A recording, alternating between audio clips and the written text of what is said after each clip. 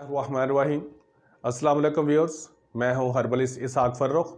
आज मैं अपने उन बहन भाइयों के लिए वीडियो बना रहा हूं जो बेऔलाद हैं। कुछ बेऔलादी की ऐसी वजूहात होती हैं जो बहुत कॉमन सी होती हैं, लेकिन लोगों को पता नहीं होता और डॉक्टर का भी उस तरफ ध्यान नहीं जाता और वो हमेशा के लिए अनट्रीटेबल ही रहता है। हम ज़्यादा मोस्टली तौर पर क्या करते हैं कि अगर फीमेल को मेंसेस सही आ रहे हैं तो हम ये समझते हैं कि वो बिल्कुल सही है, उसके अंदर और कोई प्रॉब्लम नहीं है। ठीक है, हालांकि फीमेल के अंदर इतनी प्रॉब्लम्स होती हैं कि जिसकी वजह से औलाद नहीं हो रही, बहुत सी वजूहात होती हैं। लेकिन मेल है, अगर उसके अंदर स्पर्म पूरे हैं तो हम ये कहते हैं कि बस अब तो ठीक है सारा कुछ और औलाद होनी चाहिए। लेकिन हम छोटी छोटी बातों को नोट नहीं करते हैं। आज मैं जो आपको बताने लगा हूं, आप प्लीज़ अगर बेऔलादी हैं तो आप अपने डॉक्टर से ज़रूर कंसल्ट करें और अगर अल्ट्रासाउंड करवाते हैं तो उसके अंदर आप खुद पढ़िएगा कि क्या डॉक्टर ने ये लिखा हुआ है। अगर उसकी वजह जो लिखी हुई हो उन्होंने, तो आप लाजमी तौर पर उसकी ट्रीटमेंट करें, क्योंकि अगर आप ट्रीटमेंट नहीं करेंगे इसकी तो औलाद नहीं होगी। हालांकि एग्स पूरे होंगे, औरत को मेंसेस सही आते होंगे, मेल के स्पर्म पूरे होंगे, ठीक है, सब हर चीज़ नॉर्मल होगी, लेकिन औलाद नहीं होगी। उसकी जो मेन वजह है जो मैं आपको बताऊंगा, अगर आप गौर से देखेंगे तो इंशाल्लाह आपको पता चल जाएगा। 14-15 साल का एक्सपीरियंस जो है, क्योंकि मेरा स्पेशली तौर पर 3-4 डिजीज़ की मैं ट्रीटमेंट करता हूँ, जिसके अंदर बेऔलादी है, दमा है, ठीक है, जिगर। बहरहाल बेऔलादी के बारे में जो मैं वीडियो बना रहा हूं, इसको ज़रा गौर से देखिएगा। अब इसकी यह है कि मैंने यहाँ पर जो तस्वीर बनाई है, ये फीमेल की यूट्रस की तस्वीर है। ये फिलोपियन ट्यूब्स हैं दोनों और ये ओवरी है। यहाँ पर अंडा बनता है और यहाँ से निकल कर इस तरफ को अंडा जो है वो यहाँ से यूं करके आता है। ठीक है जी, ये है फिलोपियन ट्यूब्स और ये है सारी की सारी यूट्रस। इसके अंदर ये नीले रंग की आपको एक लाइन जो अंदर नजर आ रही है, ये है एंडोमेट्रियम। इसको जरा गौर से देखते रहिए, मैंने जो कुछ बताना है उसको समझेंगे अगर आप, तभी अगर मेरी बात को ध्यान से सुनेंगे तो। ये अंदर झिल्ली होती है यूट्रस के अंदर, इसको कहते हैं एंडोमेट्रियम। ये सिर्फ 2 से 3 मिलीमीटर मोटी होती है ये, बस। ठीक है जी। अब इसके अलावा यहां पर अगर आप आ जाए तो ये यूट्रस का मुंह है जिसे सर्वैक्स कहते हैं। ठीक है जी। अब ये वाला जो हिस्सा है, ये वाला जो इस तरह से मैंने बनाया हुआ है, ये वजाइना है। अब होता ये है कि जब मेल और फीमेल इंटरकोर्स करते हैं तो यहां पर मेल के स्पर्म आके यहां पर गिरते हैं, इस जगह पर ये स्पर्म उसके गिरेंगे यहां पर। ठीक है जी। जब यहां पर स्पर्म गिरते हैं तो उन्होंने, क्योंकि यूट्रस के अंदर जाकर यहां पर स्पर्म नहीं गिरते, ये जहन में रखिएगा कि यहां पर ही गिरते हैं। जब यहां पर स्पर्म गिरते हैं तो जो मैं अब आपको पॉइंट बताने लगा हूं, इसको नोट रखिएगा कि ये वाला जो सर्वैक्स का मुंह है, जब स्पर्म यहां पर गिरे और ये वाला जो मुंह है, यहां से स्पर्म यूं करके अंदर को जाते हैं। ठीक है जी, भागते हैं अंदर की तरफ, क्योंकि अंदर खाली जगह होती है तो स्पर्म इस तरफ को भागते हैं। ठीक है, उन्होंने भागना होता है ऐसे।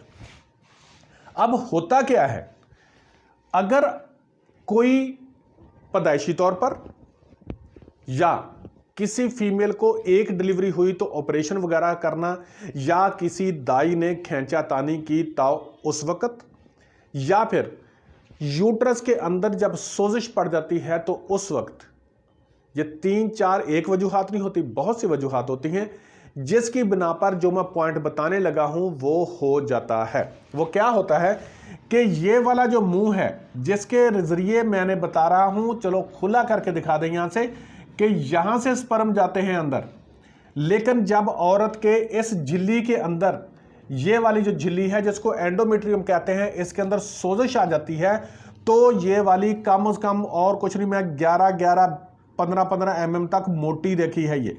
जब ये मोटी हो जाती है तो क्या होता है, इस तरफ से भी झिल्ली होती है ये। ठीक है जी, यहां से भी झिल्ली आ रही होती है सर्वैक्स की, यहां से भी आ रही होती है, सुराख होता है थोड़ा सा इसके अंदर। ठीक है, लेकिन होता क्या है, जब झिल्ली इधर से भी मोटी होगी, इधर से भी मोटी होगी, तो ये सुराख बंद हो जाता है।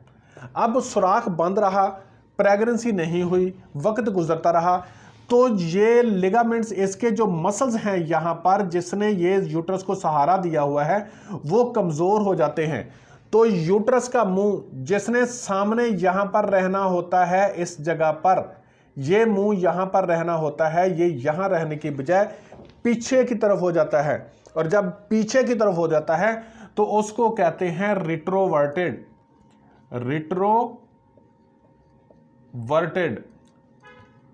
ये हो जाती है रिट्रोवर्टेड। जब आप अल्ट्रासाउंड करवाएंगे, नोट रखें, जब आप अल्ट्रासाउंड करवाएं और करवाएं किसी भी स्पेशलिस्ट डॉक्टर से, आम जो खुद लेडी डॉक्टर्स लिखती हैं और खुद अल्ट्रासाउंड करती हैं, उससे भी तफसील में बात करें, या फिर आप स्पेशली तौर पर किसी भी स्पेशलिस्ट अल्ट्रासाउंड से जो कल्ला अल्ट्रासाउंड करता हो, सोनोलॉजिस्ट डॉक्टर हो, उससे अल्ट्रासाउंड कराएं और उसके अंदर खुद देखें क्या डॉक्टर ने वहां पर रिट्रोवर्टेड लिखा या एंटीवर्टेड लिखा। ठीक है, ये दो लफ्ज ही यहां पर लिखे होते हैं। अगर उसके अंदर प्रॉब्लम होती है, रिट्रोवर्टेड में यह चीज होती है कि जो यूट्रस का मुंह है, बच्चादानी का मुंह है यहां पर, जिसने खुलना होता है यूं करके, ये पीछे की तरफ चला जाता है, पीछे ऐसे हो जाता है।